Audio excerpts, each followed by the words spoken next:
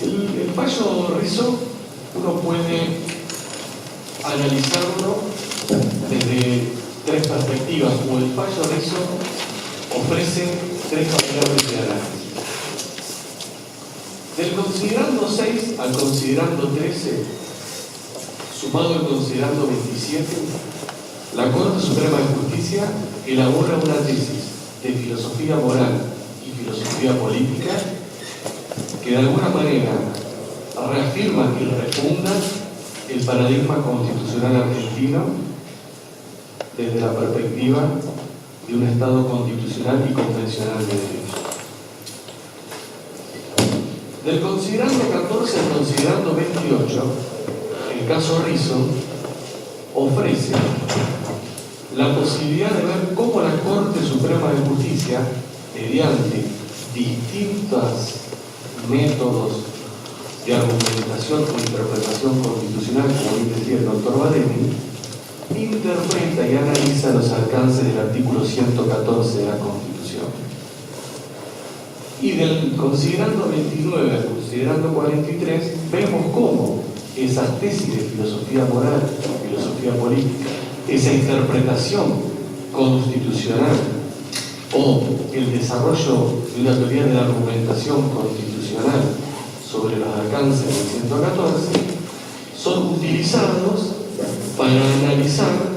la constitucionalidad y creo que la convencionalidad implícita, sin que la Corte lamentablemente lo haya dicho, de la ley que tuvo por objeto reformar el Consejo de la Magistratura dentro de ese paquete que se denominó el paquete de leyes que tenía por objeto democratizar el Poder Judicial. Desde una perspectiva de filosofía moral y filosofía política, la Corte Suprema de Justicia establece claramente cuál es el sentido de la división de poderes, cuál es el sentido del control de constitucionalidad y cuáles son las distintas legitimaciones que se cruzan para hacer posible en el campo empírico, en el campo contextual, el modelo de Estado constitucional y convencional de derecho a través del control de constitucionalidad. La Corte Suprema, de alguna manera, lo que está haciendo es seguir el camino que tanto las posturas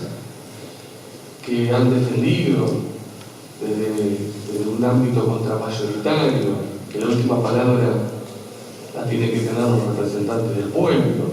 como las posturas que han defendido ultranza, que la última palabra la tiene que tener el Poder Judicial, se han ido moviendo, se han ido entrelazando. Quizás un gran punto de contacto sea las posturas del viejo Waldron y del viejo Borges, se han ido desplazando hacia formas, procedimientos u opciones en donde lo que prima es tratar de generar procedimientos, articular procedimientos en donde el centro de la escena sea dotar de la mayor eficacia posible al sistema de derechos. El constitucionalismo del siglo XIX, de principios del siglo XX, hasta la mitad del siglo XX, estuvo signado, estuvo orientado a tratar de establecer cómo se organizaba el poder, cómo se controlaba al poder. El constitucionalismo de la segunda parte del siglo XX y el constitucionalismo actual prioriza, tiene como objetivo esencial tratar de establecer de qué manera se puede alcanzar la máxima eficacia del sistema de derechos, de los derechos fundamentales contenidos en una Constitución y de los derechos humanos contenidos en tratados sobre derechos humanos. Por eso, la organización del poder no está pensada pura y exclusivamente en términos de cómo establezco frenos y contrapesos para que el poder no se desborde. Está pensada cómo organizo, cómo lo hago funcionar al poder para que el poder sea la primera garantía de eficacia de los derechos. Y dentro de este marco se inserta el control de constitucionalidad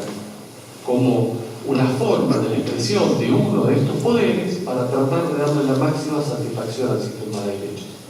Uno, desde esta perspectiva, lee la organización y el funcionamiento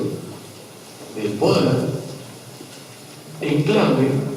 de interpretarlo para satisfacer y favorecer al sistema de derechos. Toda la organización del poder está pensada dentro de esta estructura en esa dirección. Por eso, en esta primera parte o en esta primera enseñanza, la Corte retoma el caso Sojo de 1888, pero le da un aditamento, un ayornamiento propio de los tiempos que estamos viviendo y propio de la reforma constitucional de 1994. Y la Corte Suprema aclara o dice: nuestro paradigma constitucional, asentado normativamente en el artículo 1 y el artículo 22, establece que el poder se divide en varios departamentos, teniendo todos la misma legitimidad democrática.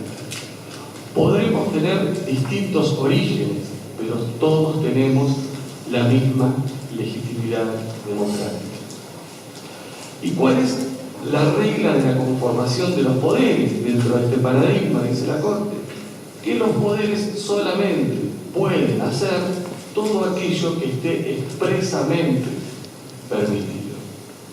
a diferencia de las personas que pueden hacer todo aquello que no esté prohibido. La regla de la organización del poder, del funcionamiento del poder, es que el poder puede hacer solamente aquello que esté expresamente permitido hacer. Y lo que no está expresamente permitido está prohibido, porque esto es una de las garantías de eficacia del sistema de derechos. Y la Corte recuerda que el control de constitucionalidad, que el funcionamiento del Poder Judicial está orientado, está pensado, está estructurado para satisfacer al sistema de derechos, para satisfacer los derechos que están en la Constitución y para satisfacer los derechos que están en los tratados sobre derechos humanos. Y recuerdo una larga lista de fallos muy importantes en donde el Poder Judicial ha declarado la inconstitucionalidad de distintas leyes por ser contrarias a la Constitución y a los tratados sobre derechos humanos. Y acá está la gran novedad de filosofía política y filosofía moral, porque si bien la Corte recuerda su historia de declaración de inconstitucionalidad de leyes que violaban derechos fundamentales y derechos humanos, por primera vez, o quizás en un tema fundacional, la Corte Suprema lo que hace es declarar la inconstitucionalidad de una ley que está regulando la organización del poder, porque esa regulación del poder impacta directamente en el sistema de derechos. Y este es el gran cambio paradigmático, como muy bien decía el doctor Badelli. Dejamos atrás las cuestiones políticas no justiciables, dejamos atrás aquellos ámbitos en donde si se afectan derechos el Poder Judicial no tiene nada que decir. Y se recrea un espacio en donde si los derechos son afectados directa o indirectamente por una ley, por más que provenga de un parlamento, en función del Poder Judicial, de la Corte Suprema de Justicia, realizar el respectivo control y adecuación de la supremacía constitucional y la supremacía convencional. Y la Corte Suprema de Justicia también recuerda en este primer campo que no hay una única forma de legitimidad democrática, que la legitimidad democrática engloba tanto a las decisiones que pueden tomar aquellos poderes electos directamente por el pueblo y renovables en su cargo, como así también puede provenir de formas distintas de designación de esos miembros, que también van a tomar decisiones tan democráticas como los representantes del pueblo. Porque la idea central es, nuevamente, que los derechos, que el sistema de derechos, mediante legitimaciones cruzadas, obtengan una tutela, obtengan una protección eficaz. Y recuerda la Corte Suprema de Justicia que la reforma de 1994, en el artículo 43, le encomienda expresamente al Poder Judicial la facultad de declarar la inconstitucionalidad de las leyes que se opongan a la Constitución. Y dice también la Corte Suprema de Justicia que la omnipotencia legislativa no puede ser un fundamento para desconocer los mandatos estrictos en torno de cómo funciona el poder establecidos por la Constitución. Y que si esos mandatos se quieren cambiar, no es la voluntad de mayorías coyunturales el camino para hacerlo, sino que el camino para hacerlo es la reforma constitucional mediante el mecanismo establecido por el artículo 30 de la Constitución argentina. Por eso, me parece que en este primer segmento, la Corte Suprema de Justicia fija, renueva, revitaliza bases epistémicas de filosofía moral y filosofía política, de cuál es el modelo, los cimientos, la estructura del paradigma constitucional argentino, que es el Estado constitucional y convencional de derechos, de cuál es el rol del Poder Judicial, de cuál es la idea de para qué está organizado el poder y de cuál es la centralidad que ocupa el sistema de derechos dentro de este paradigma. En el segundo campo, la segunda dimensión que expresa este fallo, la Corte Suprema de Justicia utiliza varias interpretaciones o métodos de interpretación, como dice muy bien el doctor Badelli, o podemos decir también varios enfoques de la teoría de la argumentación para analizar y tratar de establecer cuál es el sentido y el contenido del artículo 114. En primer lugar, utiliza lo que desde la perspectiva de la interpretación constitucional es el literalismo y lo que desde la perspectiva de una interpretación argumental podría ser el textualismo, para analizar que el artículo 114 es claro en sus letras, es claro en sus palabras, cuando dice que son el cuerpo de abogados quienes van a elegir a los abogados, el cuerpo de jueces quienes van a elegir a los jueces, el cuerpo de académicos que van a elegir a los académicos, y que los académicos son un segmento, no sé si la palabra es secundario, pero un segmento que no tiene la misma importancia que el primer segmento que establece la Constitución como integración del Consejo de la Magistratura. También, de alguna manera, utiliza una interpretación, una teoría de argumentación que se vincula con el objeto y fin de la reforma constitucional. Dice la Corte, ¿para qué se hizo la reforma constitucional de 1994 en esta materia? Para disminuir o para eliminar la partidización, la politización que emergía del anterior sistema de designación de los jueces federales inferiores, en donde no había ningún mecanismo, no había ningún sistema que se orientara hacia un cierto modelo profesional en la selección y designación de los jueces. La idea de la reforma constitucional fue tender a una despartidización, despolitización de este órgano que se estaba, de la justicia, que ante este órgano que se estaba incorporando. También la Corte Suprema de Justicia utiliza, mediante la vía de la interpretación, de la teoría de la argumentación, lo que se conoce con el nombre del originalismo, esto es, la voluntad de los convencionales constituyentes que dieron origen a esta norma. Ahora, tenemos la suerte de que es un originalismo de vivos, porque muchas veces el problema del originalismo es que se tiene que remontar a la voluntad de los constituyentes de muchos años atrás, que no viven, de generaciones, de varias generaciones atrás. Nosotros tenemos la posibilidad de tener un originalismo de vivos, un originalismo de convencionales constituyentes que todavía viven y que ocupan funciones relevantes. Y lo que hace la Corte Suprema de Justicia es justamente relevar la voluntad constituyente tanto en la Comisión de Coincidencias Básicas como en el plenario de la Convención de la Asamblea de la Convención Constituyente, para establecer claramente que hubo un consenso muy grande entre todos los convencionales constituyentes, más allá de las distintas argumentaciones que fueron aportando, en términos de que los miembros del Consejo de la Magistratura no podían ser electos por voluntad popular y tenían que ser electos por sus propios estamentos. Con este conglomerado interpretativo, con esta forma de desarrollo argumental, la Corte Suprema de Justicia, basado en el paradigma constitucional de la filosofía moral y política que desarrolló, analiza justamente varios aspectos que habían sido cuestionados de la ley que planeaba, tenía por objeto reformar el Consejo de la Magistratura, y declara la inconstitucionalidad de varios de esos artículos. Y lamentablemente yo coincido con Gregorio, pero desde otra perspectiva. Lamentablemente no hace un control de convencionalidad, porque la ley,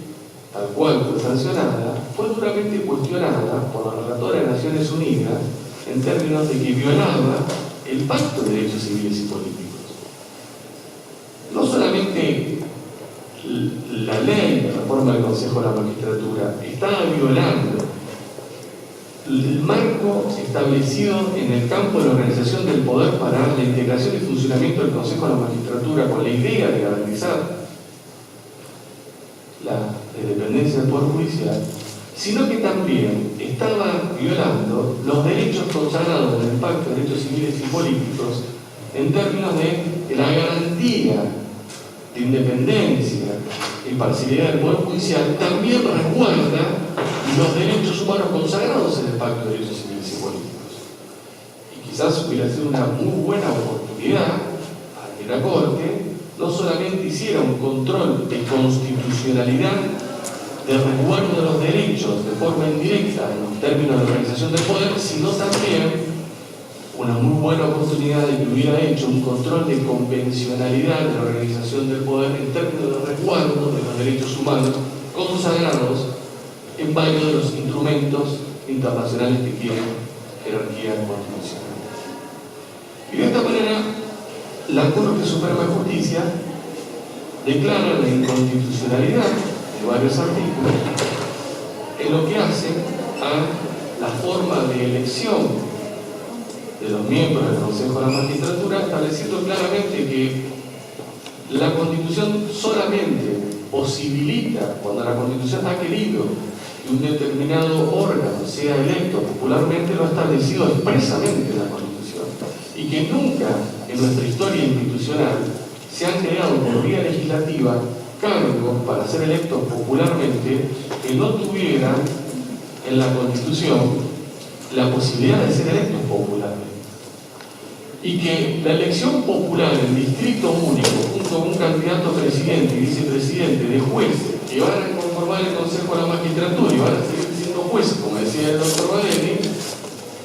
no solamente implicaba politizar y partidizar al Poder Judicial, sino implicaba quebrar la garantía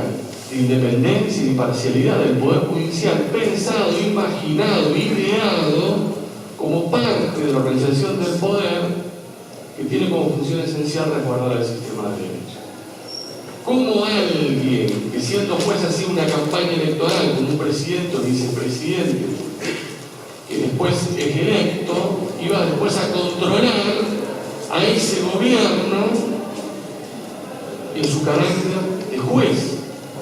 ¿O cómo los jueces que no habían participado de ese proyecto político se iban a sentir seguros en términos de garantía de poder desarrollar sus funciones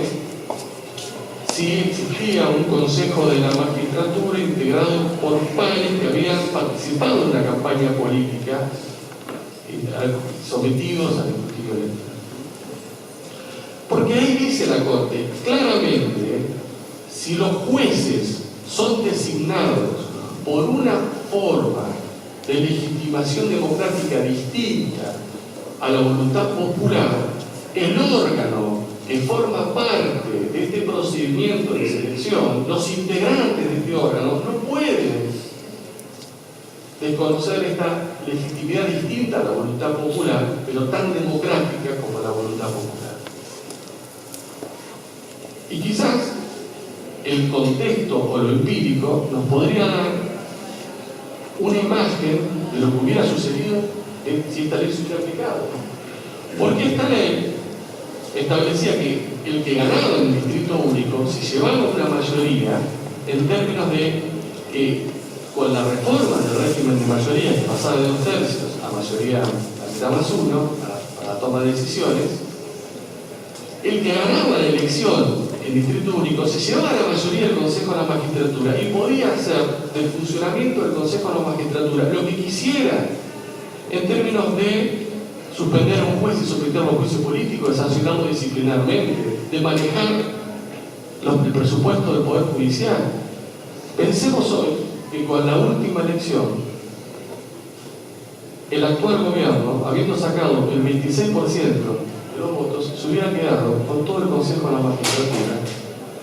y hubiera podido hacer con el Poder Judicial lo que hubiera querido.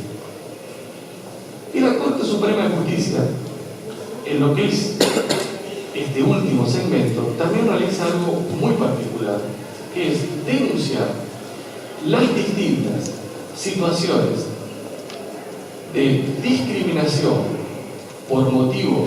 u ocasión política que esta ley aparejado que proponía cuando sostenía que solamente podían postular candidatos al Consejo de la Magistratura de aquellas agrupaciones